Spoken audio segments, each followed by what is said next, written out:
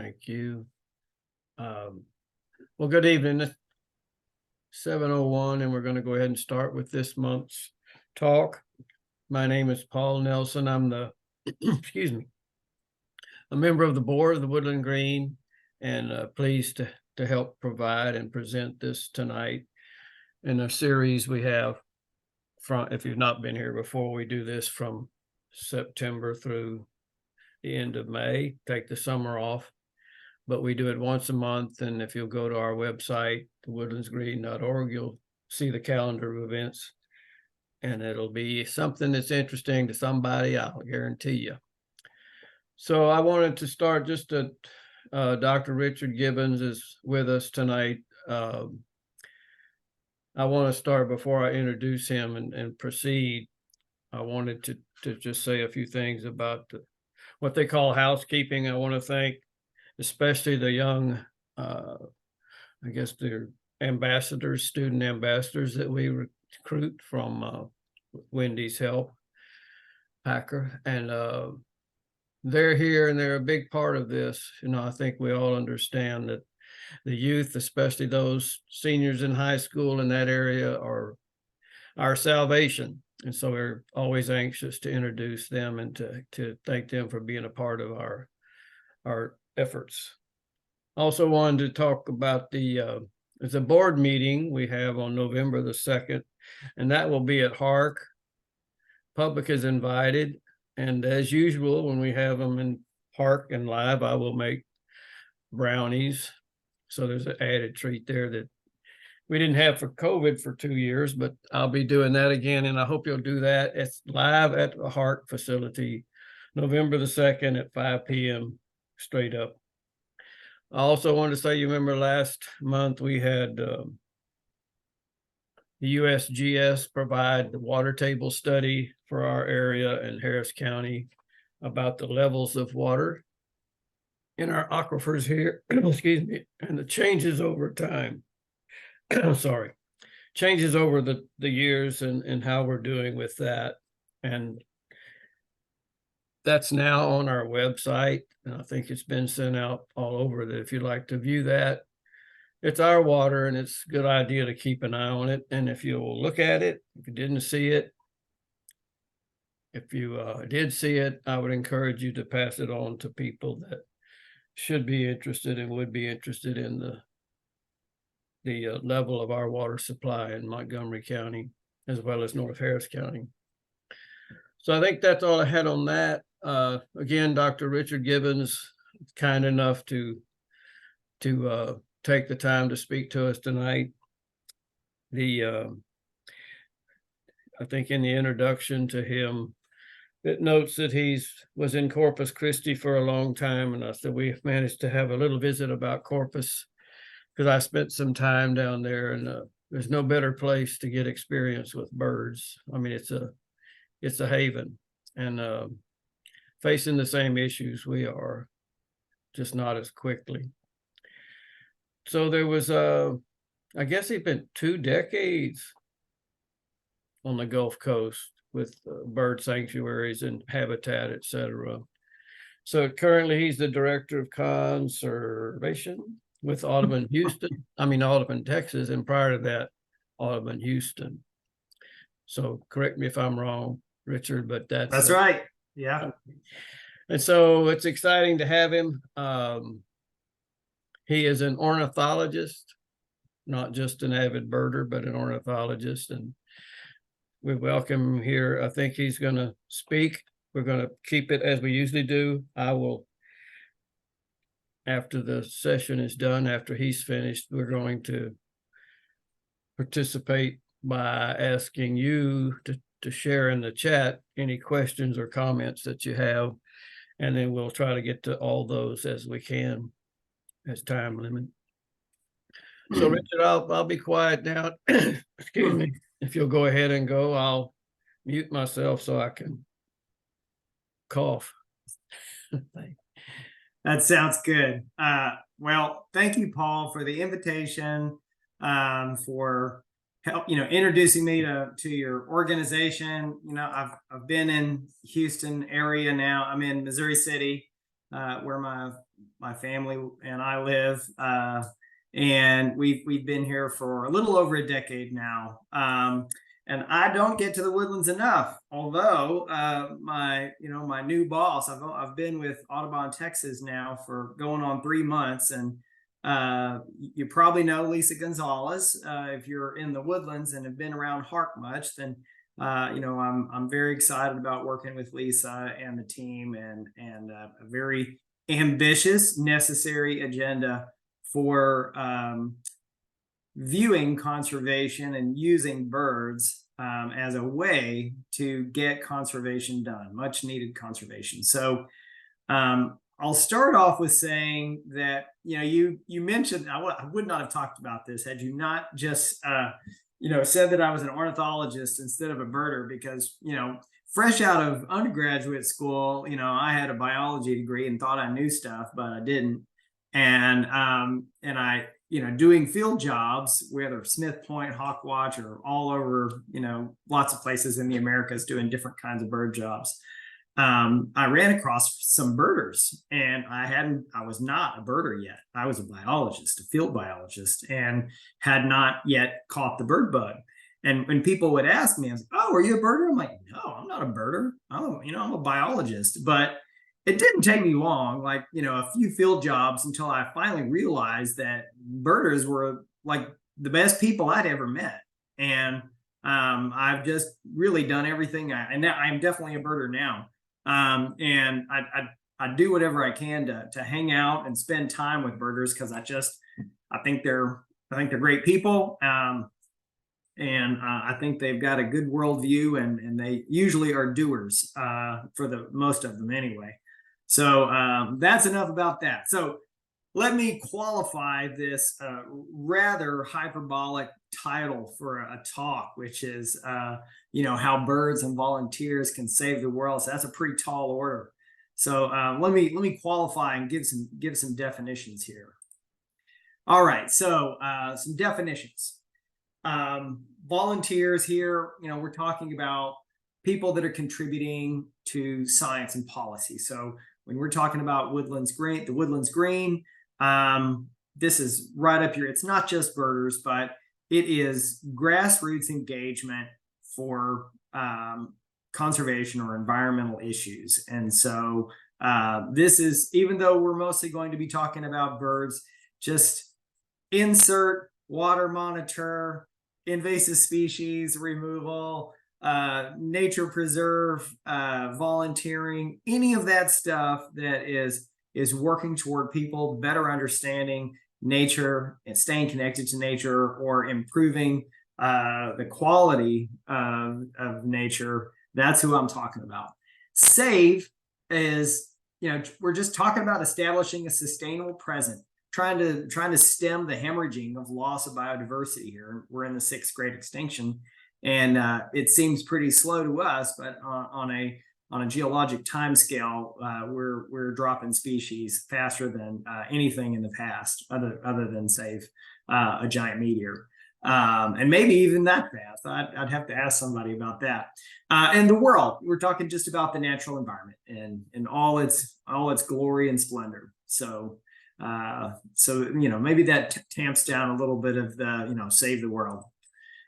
Okay, so let's just make sure everybody understands what bird watching or birding is. Bird watching is generally a more general term. Birding usually means you're going out, like you're traveling to go, and like you're more intentional about watching birds. Bird watching could be more like your backyard. Oh, look, there's a cardinal. That's great. And then birding is like, I'm going to High Island, or I'm going to Smith Point, I'm going to Galveston or Corpus, and I want to go see whooping cranes, reddish egrets, and all that sort of thing. And so here's a group of bird watchers during a Christmas bird count, just part of my group, out walking in a hayfield, a native hayfield, looking for LeConte sparrows, like wintering sparrows that love this kind of habitat.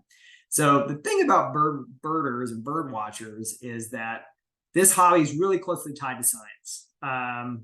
Unlike a lot of other hobbies, there's not a big gap. Like a lot of scientists are birders, and a lot of birders are working closely with scientists that are studying birds. So they have nurtured that relationship over the decades, and because it's been such a fruitful relationship.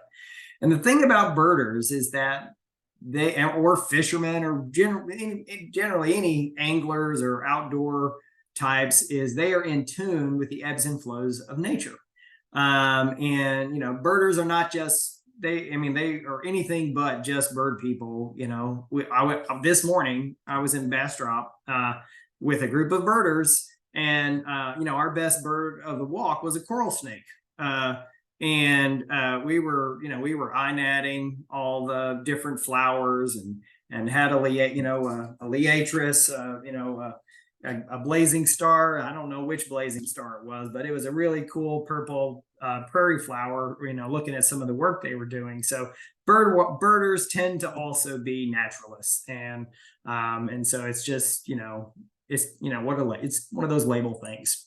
Okay. But when birders are actually birding, instead of chasing snakes or looking at flowers or planting trees and things, then what makes them really central to their outsized contribution that they make is the fact that they are sensors and they are collecting data.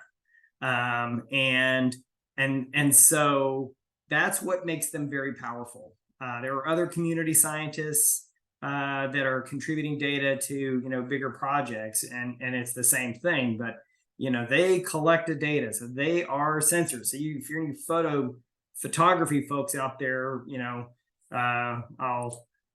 I'll try to explain it maybe with this. I saw this graph somewhere, and I wanted to, I don't know if I did a very good job of replicating it, but for birders, try to understand their birder quality and capacity, and the data that they're able to contribute toward scientific efforts.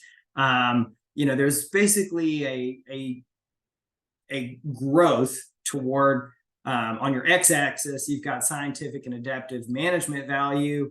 And then on the y-axis, you've got the effort and training and the ability of that birder. And, the data's on the x-axis. And so when you're just getting started, you're just out there kind of observing and say, oh yeah, they don't have a whole lot of like backyard birders, and there's not a whole lot of value. There's some, but not a lot. And then birders tend to want to start travel. So then it gets into I want to travel, or I want to start finding species that I've never seen before. I want to go and find a lacan sparrow in a pasture. And so that becomes more of the treasure hunting kind of bird. And then finally, through the growth of and this natural progression, which not everybody makes, but they tend to get more into, I want my observations, I want my hobby to be more meaningful. And so they tend to get more into monitoring projects where you can still treasure hunt and you can still enjoy all of those things, but you're like wringing every bit of value of that, 45-minute drive somewhere, and getting up early and not having as much sleep as you'd like, and maybe being a little hot or cold, and just making sure that your time and effort are worthwhile. And so that's where I like to take and help birders get to that level. All right, let's talk about birds and conservation. So these are woods. So I should have put those, what kind of birds those are, but I was in a swamp, and I saw these wood storks up at the top of this bald cypress that had been snapped off, and just the scale of that tree was just so majestic that I just had to stop what I was doing and get my camera out. So birds have long served as harbingers for humanity. Many of our most important environmental laws were influenced by the decline of birds. And amateur bird watchers, they're gathering data for the two oldest bird monitoring projects. So we've got like the Christmas bird count, the breeding bird survey. Maybe those are things that y'all have heard of.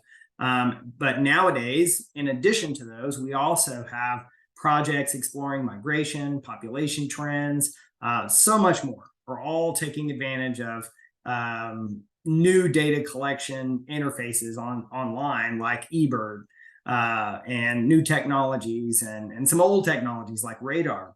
So in changing times, these community scientists are sharing passion for nature, gathering data to inform, to help inform management practices and policies. And the thing about birders is that there's a lot of them, and they're growing. And public policy is driven by voters and people's pocketbooks. And so the more people that we can get tied to nature and appreciating nature, then it's going to be easier to get more conservation work done. Okay.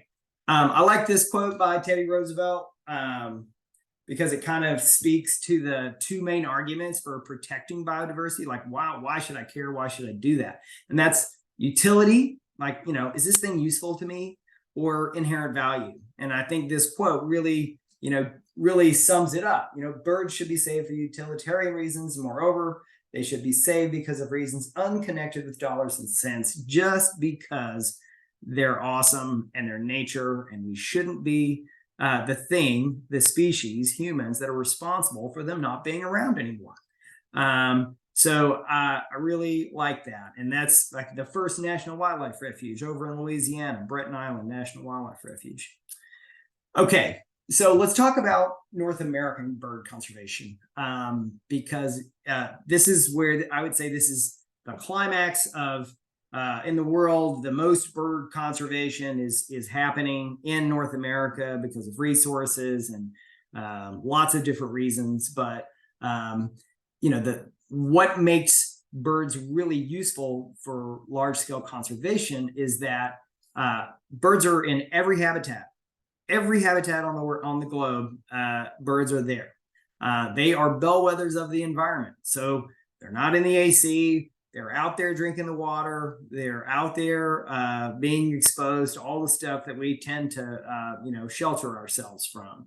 And for birds, by far, we have the best data for birds, and we have the best plans, meaning conservation plans for these species. And so one of those plans was in, all of these data that were gathered, over the decades, things like the Christmas bird counts and breeding bird surveys. They finally said, hey, y'all, all, these leaders from Cornell and Audubon and Fish and Wildlife Service and lots of other places said, we need to get together. We need to summarize some of this stuff, because I think the data are going to tell us something. So it's time for us to look at this. So in 2009, they did their first State of the Birds report. And, no surprise, they found that species associated with grasslands and arid lands, they were neglected, declining fast. Coastal shorebirds, highly threatened, highest concern, also sharply declining. Seabirds, indicators of oceans under pressure, 40% decline in seabirds. But there was some good news. Wetland birds were resilient with conservation attention. So if you've ever gone duck hunting or bought a duck stamp, then you've been part of one of the longest running wetland conservation programs in the world. And so because of that sustained intentional conservation for wetlands, a lot of birds and well-managed populations, a lot of wetland species have rebounded. So that was good news. Some good examples, if you can remove things like DDT, that was a simple one. Remove one thing, and species like bald eagle and peregrine falcon, whose eggs were thinning from this pesticide that was bioaccumulating, then they were allowed to come back. Saw bald eagle today. That wouldn't have happened 30 years ago. Okay, some more. This is a little tough to grasp, but percent change on the y-axis and the year. It just kind of shows 0 is the dotted line in the middle, and wetlands is the green going up. And so that's showing that since 68, some things had already gone down quite a bit by 1968, as was the analysis here. And then all these others, forests, arid lands, grasslands, especially forests were kind of holding their own, still several species not doing great, but overall doing okay. But then arid lands and grasslands just tanking. Let's see here. Okay, so also in that report, they talked about species of conservation concern. So these were species that their populations, they noticed, were particularly had high decline rates. And so I just highlighted our region. So, you know, the woodlands we've got, and the greater Houston area, we've got grassland, coastal, wetlands, forests, lots of urban. So federally or threatened endangered species, the percentage of those species are in red, and then additional species of conservation concern. So again, grasslands and arid lands out in West Texas, you know, that's another big one. But for us, coastal, and then wetlands, forests, and urban. So grasslands, we really need to stay. If you've been in the region for a while, paying attention to the conservation community, then you know Houston area is fired up about grassland conservation for good reason. All right, that's a little fuzzy. So just some talking points. 1/3 of all North American bird species are in need of urgent conservation action. You know, that's a lot. So 432 species are on the watch list, most at risk of extinction if we don't change something. So this was moving forward to the 2016 State of the Birds. See if I can, oh yeah, I can actually use my arrows. That's great. You know, oh, that's not what I want. Conservation concern by habitats, just another way to look at that. How, you know, you see the species and what proportion of those. Again, grasslands pops out, and you know, and coastal area. 2019, this was a very big study, and Ken Rosenberg out of the Cornell Lab of Ornithology and several other luminaries in the bird conservation world. They finally put together all of these multiple threads of evidence, and, you know, answered the question: do we know how many birds we've lost? And that was the question. And once they were able to look at all of these things, and with a bunch of radar data that had been finally released to the public, you know, they were able to measure by looking at 30 years of data, and be able to, if you can measure raindrops with radar, side shooting radar, next rads, then you can also detect sizes of birds. And so it's really gotten down to a fairly precise, at least by size, you know, migratory birds down to a science. And so they were able to measure that, you know, nearly 3 billion birds are gone. They're just not there. Okay, so what are we going to do? We know there's the problem statement. We know we've got some work to do. So how are we going to do that?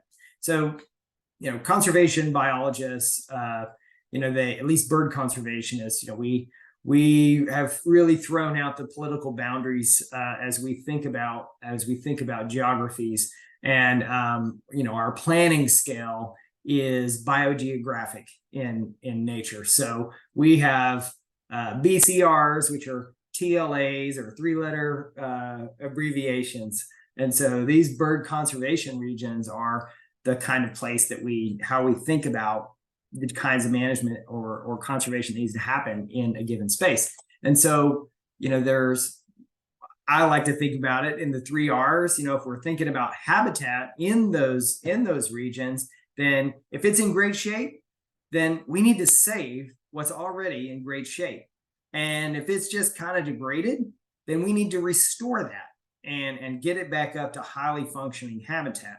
And then in those places where, you know, humans have dominated the landscape, so urban, suburban areas, ag lands, then we need to reconcile our actions with the needs of nature, of wildlife, of our water table, of the environment, you know, the ecological services that we rely on, and that wildlife rely on.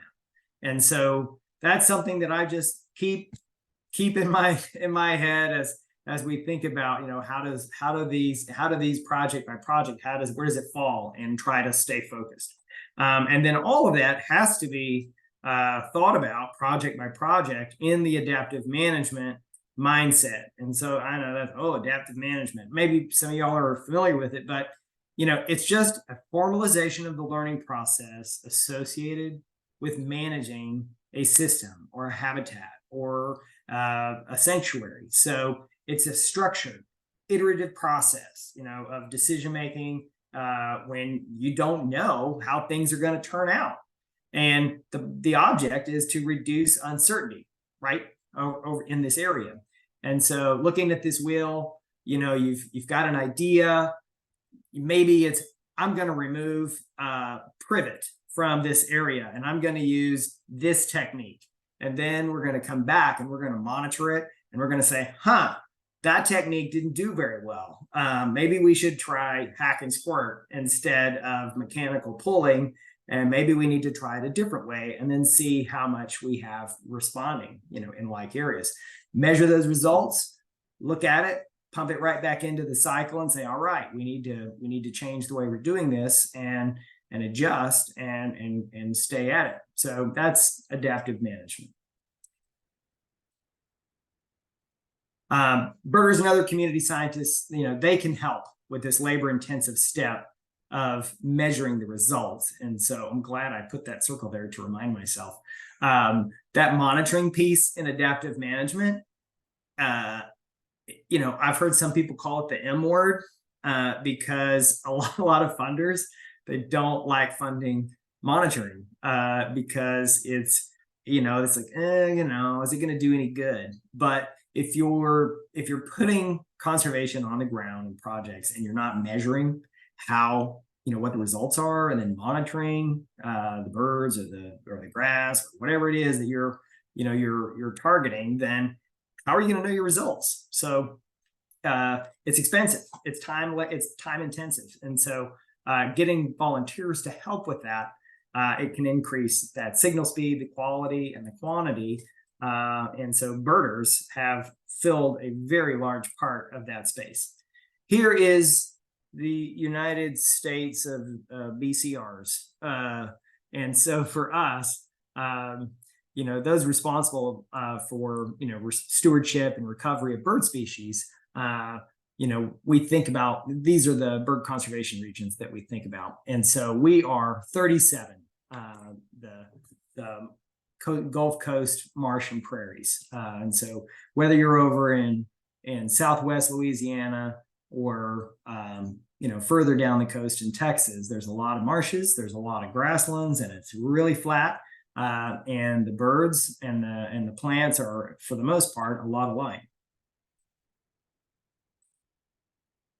So there are three main objectives to, this bird conservation monitoring.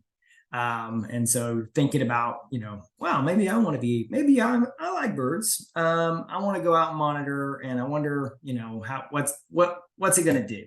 And so the three things that generally we bin or bucket these efforts are, you're assessing status and trends. And so you're going out and you're keeping counts of birds, and so you make that survey, you submit it to eBird, and then you do that, and everybody else has done that for the last 20 years. And then those counts by checklist, they can be made apples to apples, and you can measure whether things are going up or down.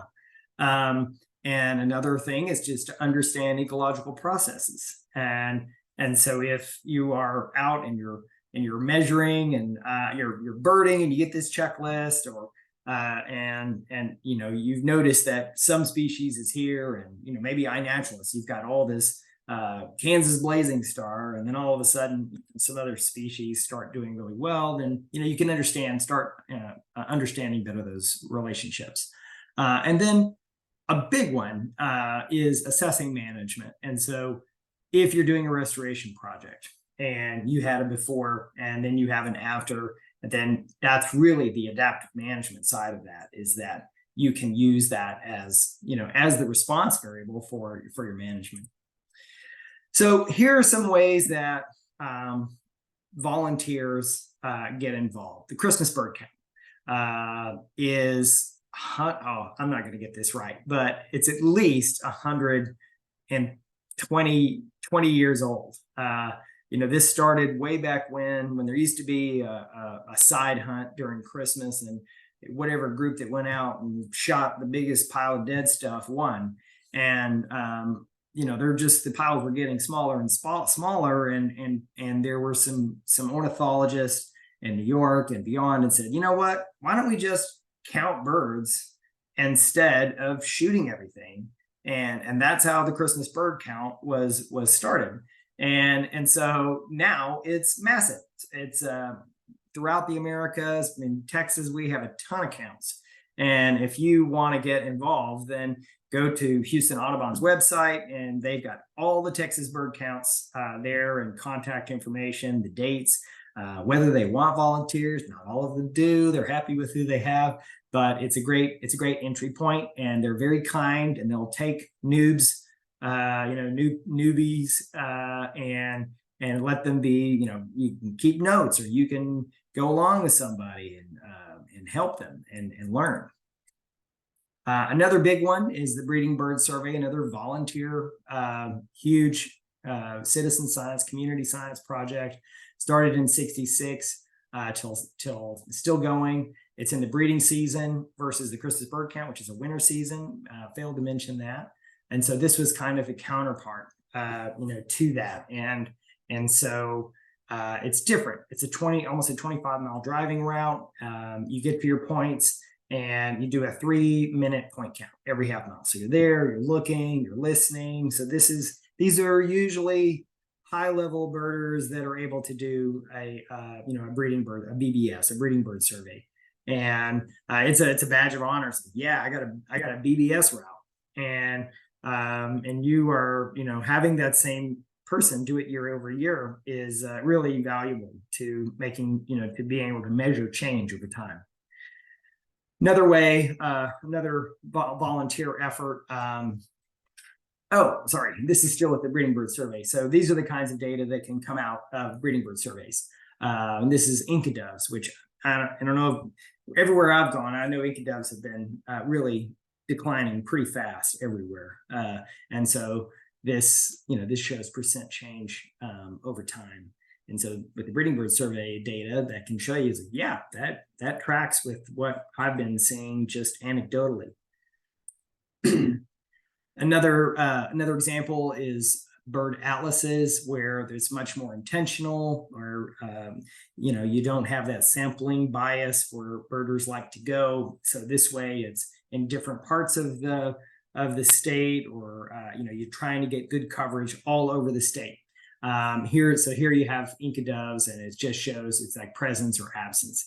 These are often kind of surveyed by the USGS quad or the Porter quad. Lots of volunteers, very helpful for status and trends. But kind of there was a big push for atlases, and now it's really been supplanted by eBird, which we'll talk about.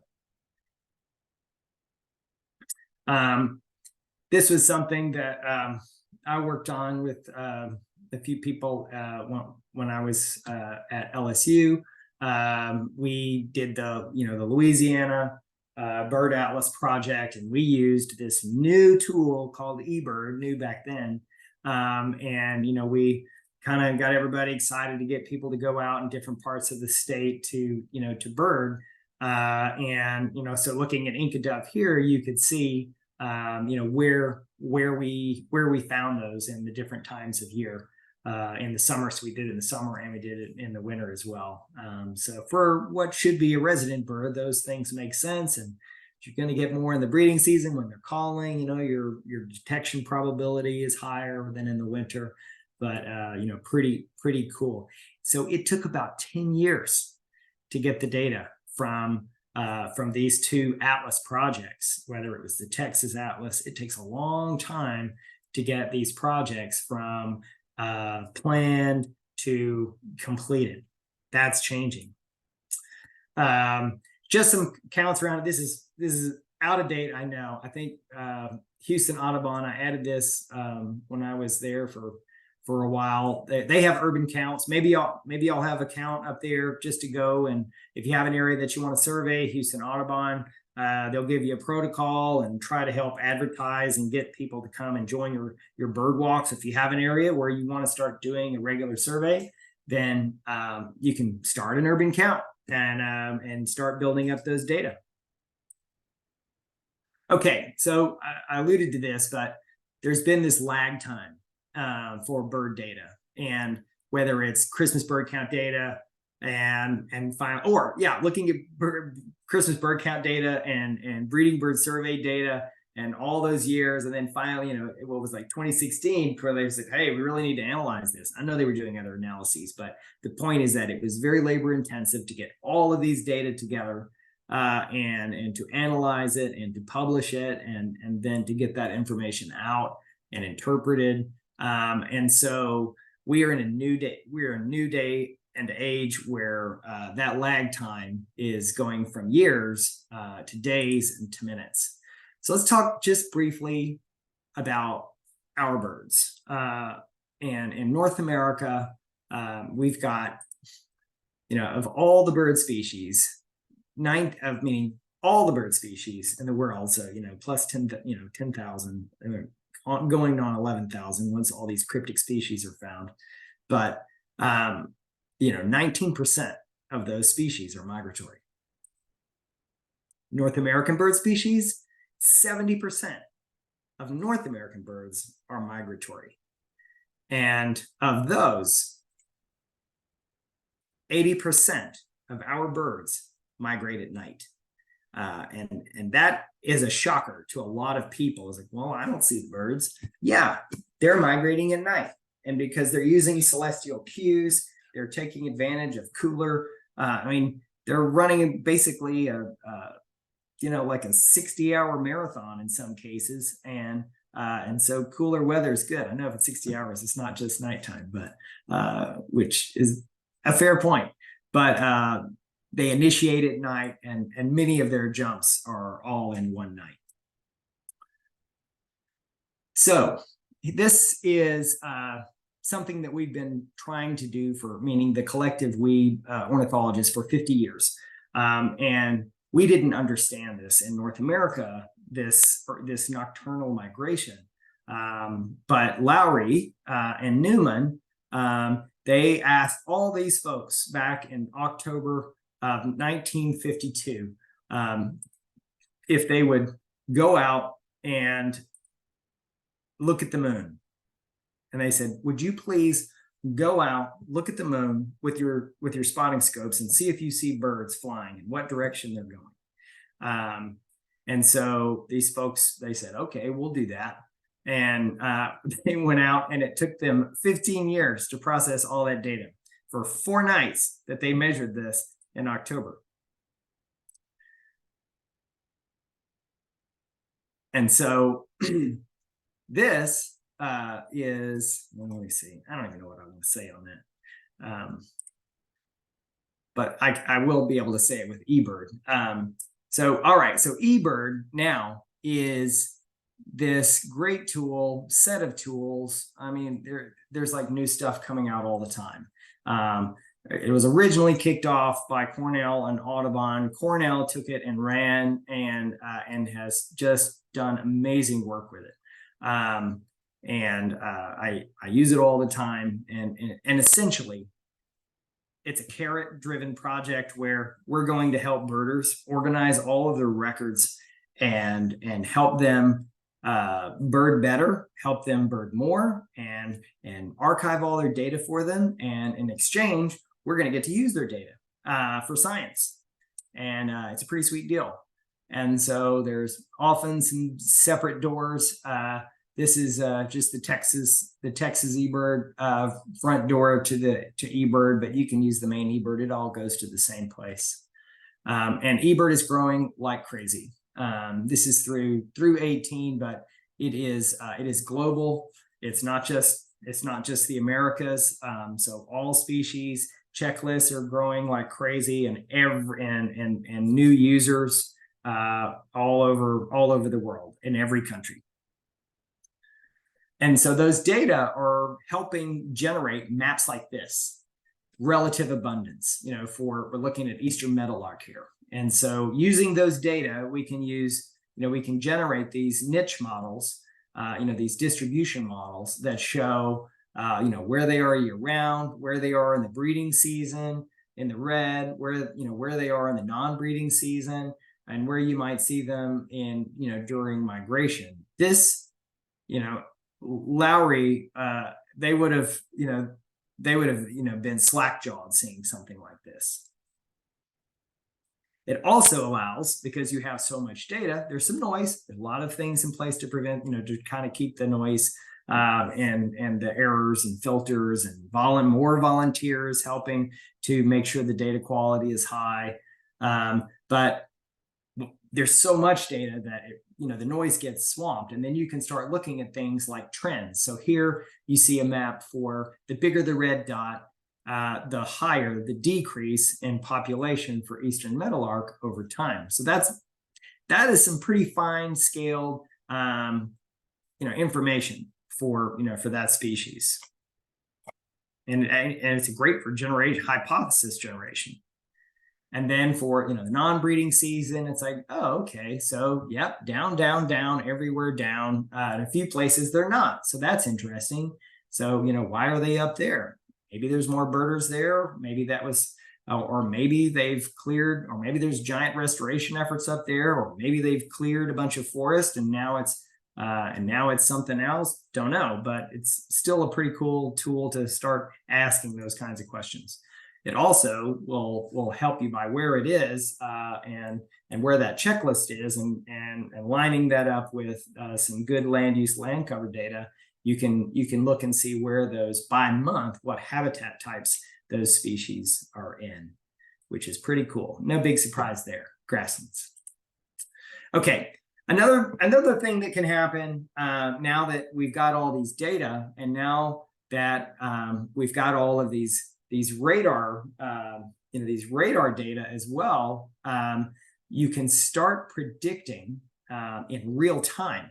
So we're talking about that data lag from 15 years, and now kind of getting things down to 10 years and several, and then now you can kind of compile things pretty quickly. But it has now gotten to the point where data are going in. Of course, they're using past years data, but they can make predictions based on what was, and then they can measure it with the signal that they're receiving that night, and literally in minutes they can say how closely the prediction was to what was seen by the radar. So this was October 16th. That is a lot of birds. So 401 million birds were predicted to be migrating that night.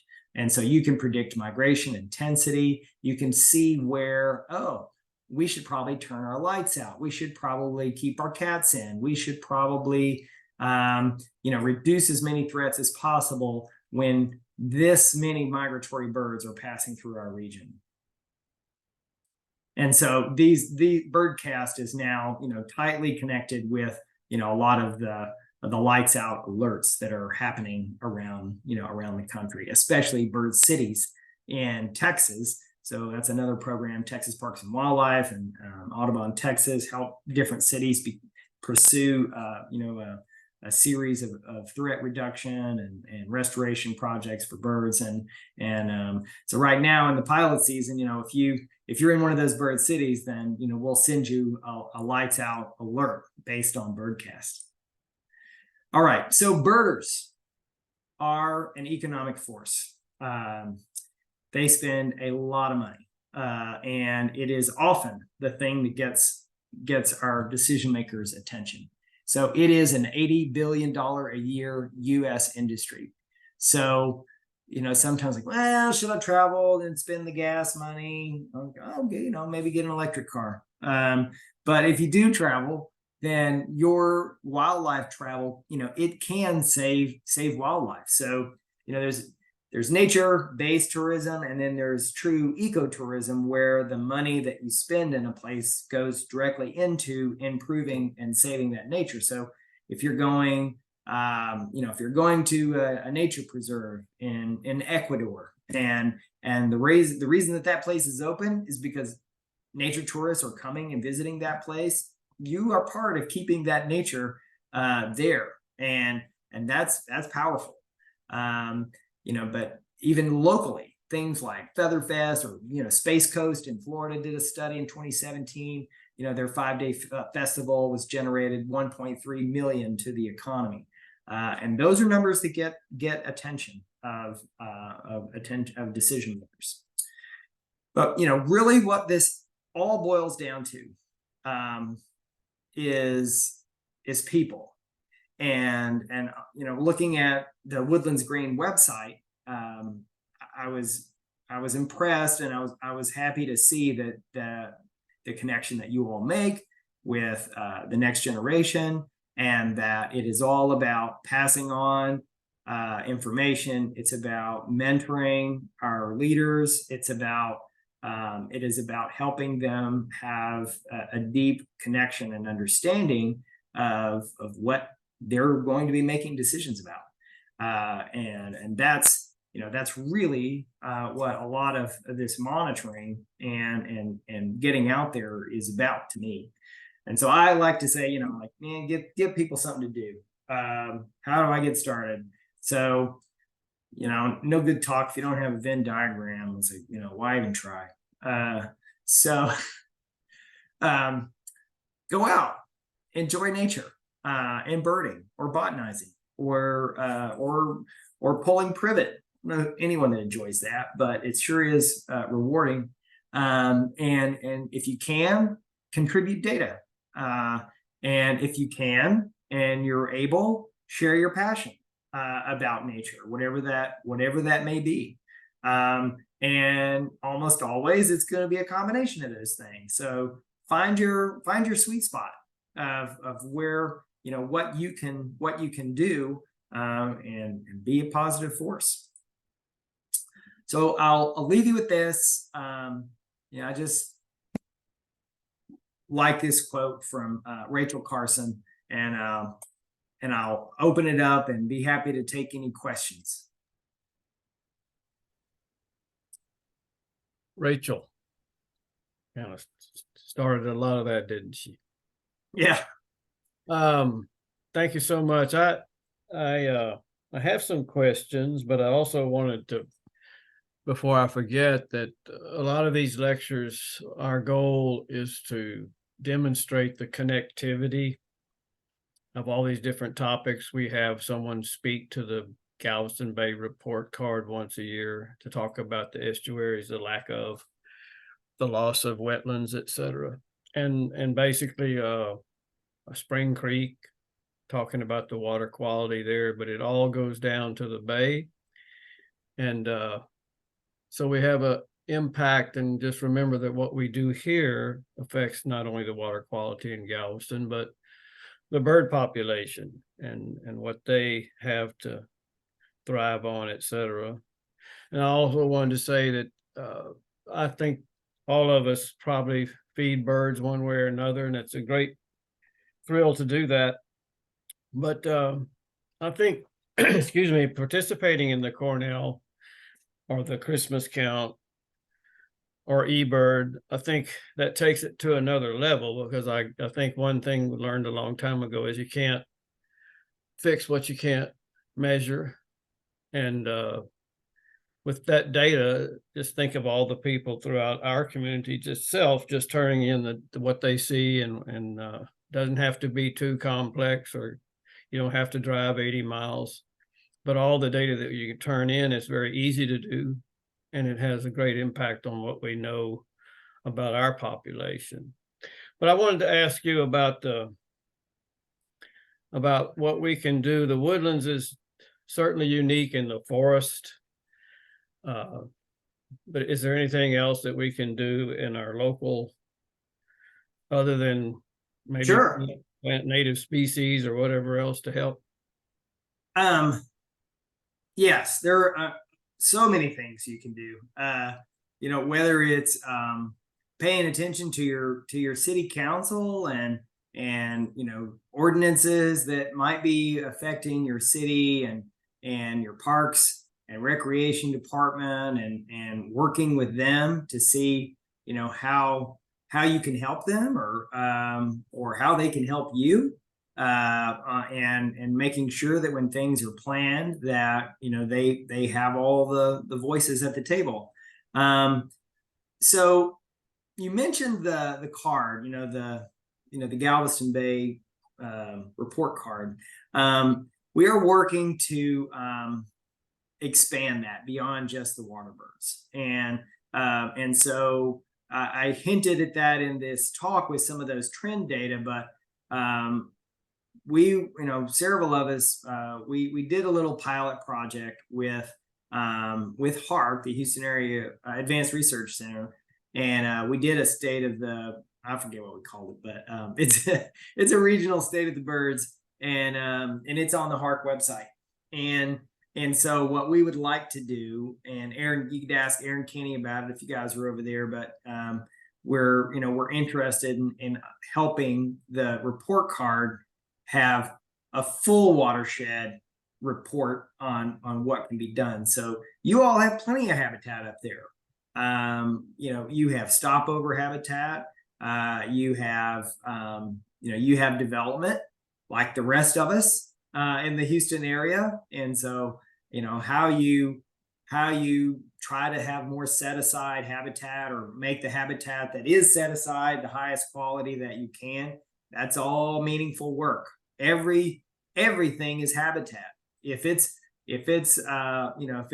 having collision monitoring in your downtown area, and figuring out where you have hotspots where a lot of birds are being disoriented by light, or colliding with very reflective glass surfaces, and they can't process glass, and helping reduce some of those risks, or fighting City Hall, not fighting, but encouraging them, to have better policies for, say, encouraging people to keep their cats inside. There's so many things that can be done. I'll say this, that summarizes a lot better than I did, for the region is, and I can put that in the chat, bird friendly Houston.org is, I wish that would have turned into a hyperlink, but you can put that in your browser. So we worked on that at Houston Audubon, Sarah Flournoy, and Anna Valerie, and lots of others, and it basically says all the things that you can do in the woodlands, and whether it how you're bird feeding in your backyard, and providing cover and water, and reducing threats, every action counts, and it makes things better. So I would just encourage any of you to, that would be a good place to start. Yeah. I was going to say, I'm not sure how many of the people listening, are avid birders, but I said one thing, that my personal story is that when I was taken down to Boy Scout Woods and Smith Wood, and saw on a good day probably 10 or 12 birds that I'd never seen before, and they're some of the prettiest, but once you see that took me to another level, because we see a few passing through here to our feeders or something, but I would just encourage, because it's a day trip, but and you don't always get to see anything, but right. Well, go ahead, Paul. The same thing happened to me. I was working. I was not a bird person at all. I was chasing tiger beetles on Fire Island, and in New York, and the biologist said, "Richard, go on down Saturday to there's a bird migration station down there." And I took the ATV and went down there early, and went with one of the volunteers, and went up to this mist net, and there were these feathered jewels hanging in the pockets, and I was like, "What is happening? What are these birds? I've never seen anything like this." And I was done. I was like, "Okay, I can study birds. This is amazing." And I have one more question, Terry. Okay. That was a personal question. I have been feeding birds out here for more than 30 years. And just recently I've noticed that there are spans, especially during the summer, where there's not a bird come to my feeders. for 10 days. And then the other day I had the most alarming is I put out a little corn from my favorite mammal, the squirrel, and they hadn't come out for a day before they started messing with that. So have you ever experienced that where there may be a week where the birds just do something else? Yes. And it usually means that they got better options. Yeah, that's what I was thinking. They have the seeds, the bugs, and the worms. That's right. And Yeah. so they are off enjoying a different meal than the same old, because it's going to be there. So I'm going to go find some, if there's abundant food out in the wild, then some good stuff. they're living large. Which kind of brings me to my question for you, Richard. You've mentioned privet a couple of times, and Woodlands Green is very involved in the local monitoring and removal of invasive species that's in pathways and green spaces, public areas around the township. And so we've spent a lot of time talking about the need to preserve native habitat for all sorts of wildlife, but in a very primary way to keep insects here for bird food. That's and right. I wonder if you would talk just for a minute about the importance of that to the group. Absolutely. Thank you for the question. I'm so glad you brought it up. Most people do not get it. They are plant blind. They see green, they think great.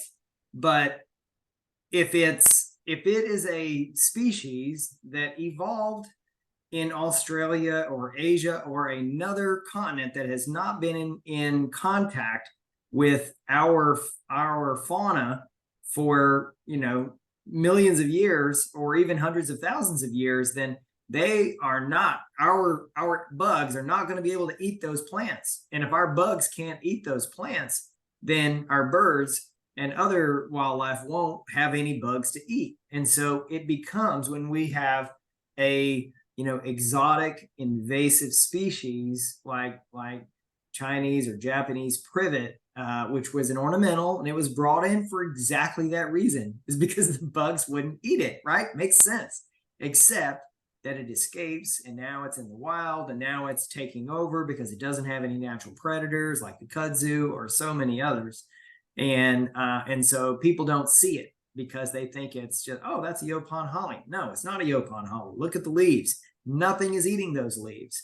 And so when there's nothing to eat those leaves, there's no insects, and there's no food for all of our resident birds, or even more alarming, all the birds that are passing through our region.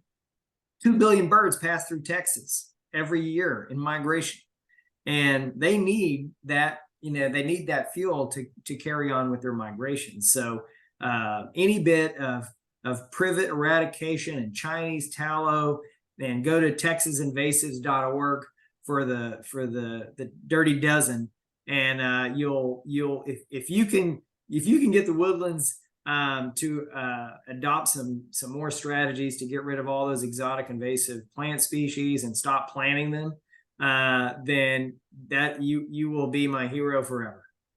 So shamelessly going to make a commercial here that on February 17th is our next invasive species workshop. So that's another joint project between Woodlands Green and the Woodlands Township Environmental Services Department. So start looking for February 17 to pop up on blogs and in your calendars to join that. And then you can become a volunteer with Woodlands Green as part of the Invasives Task Force. That sounds great. I'll bring my gloves and my kids. They need more volunteer hours. Okay, love it. I'll send you the link to register. Thank you. Said it many times. There's something that the Woodlands Green members do that will interest you if you just go look at what we do. And we have worked carefully with the Woodlands Township, and we've done a lot of between the water providers and the township. There have been a lot of I guess you call them carrots, to promote the planting of native plants and the pollinators, etc. So they've done a lot of good job, but I said there's so much that we need to learn. And if I learned nothing else, I got something today, tonight, and that is that you confirmed what I heard a rumor the other day, and that was that there may be 500 million birds come over Texas in one night. Oh, in one night. Well, I believe that. And it'll be when those fronts come through or right after them. You know, when things cool down, and so if you think about it, if things are freezing up north, then those bugs are done. Their food's done. They got to move, and so you get these big pushes. And so if you'll go outside on a clear night when the wind has stopped in the fall, and put your ears up, then you'll hear them, and it's really special when you hear And the those big fact that they flights. can be picked up by radar and seen is pretty astounding. Yeah. I don't see any more questions. There've been a couple of comments to thank you so much for an interesting and detailed report or talk. And I want to thank Terry for hosting this. It was my pleasure. I was thrilled to hear Richard talk about the value of community science and volunteers in this, because as I already mentioned, the invasives task force volunteers are a huge part of trying to help maintain our native habitat for birds and everything else. So thank you for promoting that action. Well, thank you for doing it. I saw your website and I was just so happy to see it. And so please keep doing what you're doing, and I will look for that link from you. On a personal note, you mentioned the Galveston Bay report, and Hark, before she left, Lisa Gonzalez was with Hark and did 2 of our State of the Bay reports on this Woodlands Green. So she's moved on to be the general manager and president, I guess, of Texas Audubon. Correct. That's my boss. That's good. She's We'll great. give you a good report. Thank you. Y'all have a good night. Appreciate Thanks so it. much for coming in. We appreciate everybody attending as well. Good night. Good night. Thank you, Dr. Gibbons.